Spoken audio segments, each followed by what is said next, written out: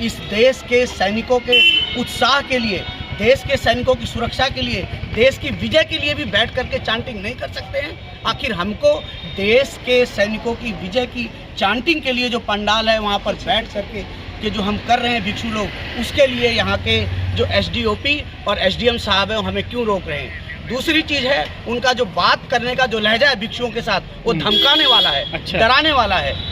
मैंने उनको स्पेशली कहा आप हमें डराइए और धमकाइए नहीं। ये जो चीज़ें हैं, देश का जो कानून है वो लागू होता है। अगर उनके पास कहीं ऊपर का आदेश है, उस आदेश को लाएं और हमें दिखाएं। हमने उन्हें ऑफर किया कि आप हम लोगों को कोर्ट अरेस्ट करके हमारे पंडाल को डिसमेंटल कर दीजिए। देखिए, हम बुद्ध के लोग हैं, इस देश के लोग हैं, बाबा साहब के अनुयायी हैं, जिन्होंने कहा कि मैं प्रथम और अंततः भारतीय हूँ, इसलिए हमारे लिए भारत बहुत इम्पोर्टेंट है। हम भिक्षु लोग अपने देश की विजय के लिए भी बात करेंगे, यहाँ प्रार्थना करेंगे, और अगर सीमा पे जा कर के सैनिकों को सहयोग करने की बात होगी हम उसके लिए भी खड़े होंगे। लेकिन ये जो हमारा बोध गया का आंदोलन है, जब तक युद्ध चल रहा है तब तक हम सस्पेंड कर सकते हैं, हमें कोई प्रॉब्लम नहीं है, लेकिन हम यहाँ रह रहे हैं। तीसरी चीज़, यहाँ पे लगभग 400 के आसपास लोग हैं। आज अगर जाएँ तो कहाँ जाएंगे?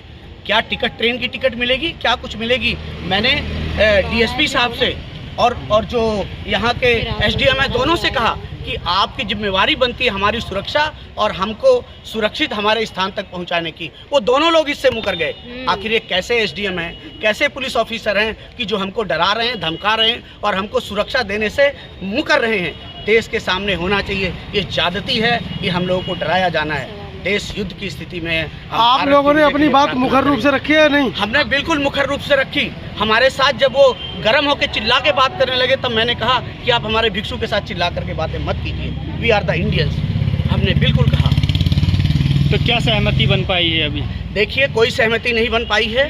अगर इनके पास कोई ऊपर का आदेश है तो उसको लागू करें, हमको अरेस्ट करें और पंडाल को तोड़ दें।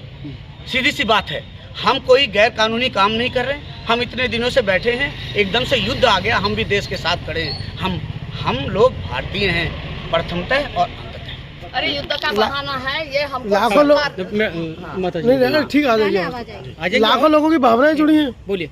बिल्कुल जुड़ी हुई हैं। 12 तारीख को बुद्ध जयंती है, पूरे देश से लोग आ रहे हैं, तैयारियां कर रही हैं। बीटीएमसी बिहार सरकार की कमेटी है एक, तो बिहार सरकार जब कमेटी बना रखी है, वो 4-4 पंडाल लगा रही थी। हमारे पंडाल को क्यों उखाड़ा जा रहा है? कम से कम 12 तारीख तक तो रहे। इसका मतलब यहाँ के जो पुलिस ऑफिसर हैं और एसडीएम साहब हैं वो मिले हुए हैं कि बीटीएमसी का पंडाल भरा जाए, ये ताकि जो लोग बैठे हुए हैं उसको खाली किया जाए। और लामा जी ने भी मान लिया कि हम वहाँ जाकर और बैठ आकाश जाएंगे। लामा जी की जो आवाज है वो बड़ी माइल्ड है, वो मुखर होकर के नहीं बोल रहे हैं। मुझे ये समझ में नहीं आता, आकाश लामा जी जो हमारा नेतृत्व कर रहे हैं, हम इतने अच्छे व्यक्ति हैं, इतना उन्होंने मेहनत किया है, आखिर वो डर क्यों रहे हैं? उनके साथ पूरा देश खड़ा है। आकाश लामा जी, आप जवाब तो दो, आप क्यों डर रहे हो? हम खड़े हैं आपके साथ। जब मैंने कहा हमें अरेस्ट करो, दबाव मान रहे हैं? आपको लगता है दबाव मान रहे हो? कहीं हो सकता है, मैं उसको कुछ नहीं कहूँगा। आपके नाम क्या है बोला है, पर उन्होंने मैंने एसडीएम साहब को बोला मेरा नाम भंते दीपांकर सुमेधो है। एसडीएम साहब आप नाम बताइए, लेकिन एक एसडीएम जो पब्लिक सर्वेंट है वो मीटिंग तो ले रहे हैं, हमें अपना नाम नहीं बता रहे हैं। ये क्या है देश के अंदर? मैं नीतीश जी से कहना चाहूंगा, नीतीश जी क्या हो रहा है ये? अगर वो ये सोचते हैं कि हम लोग भारत के नागरिक नहीं है, हमारे कोई अधिकार नहीं है, तो 2 ऑफिसर जो बेसिक ऑफिसर है जिनकी जिम्मेवारी सुरक्षा और प्रशासन है, वो क्यों हमें डरा और धमका रहे हैं? और वो भी थाने में बुला करके।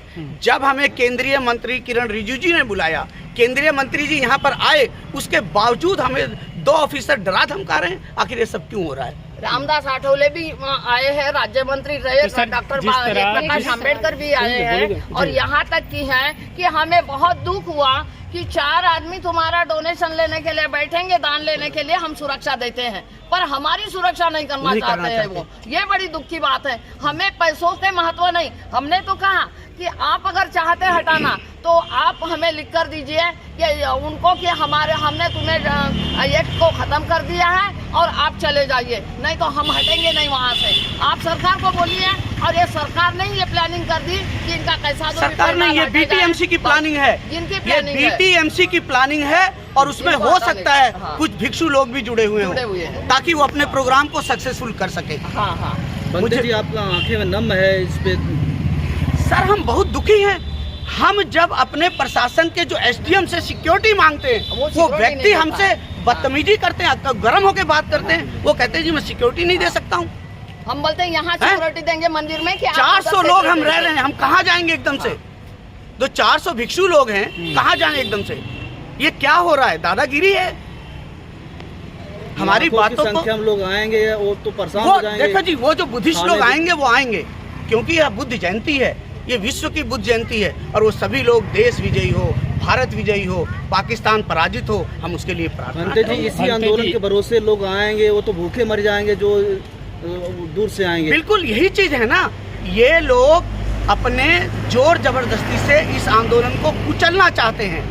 जैसा अंग्रेजों ने नहीं किया वैसा काम ये लोग कर रहे हैं। हमारे लीडरशिप भंते जी, एक मिनट रुकिए। भंते जी, क्या लगता है जो लीडरशिप है आंदोलन का, जो नेतृत्व कर रहे हैं, वो भी कहीं ना कहीं दबाव में, उनकी आवाज दबी हुई है। ये पहली बार मैंने देखा। कंप्रोमाइजेशन मैं बिल्कुल खुल के बोल रहा हूँ कि आकाश लामा जी, आपकी आवाज यहाँ बड़ी दबी हुई थी, और ये दबी हुई आवाज में आप बात मत कीजिए।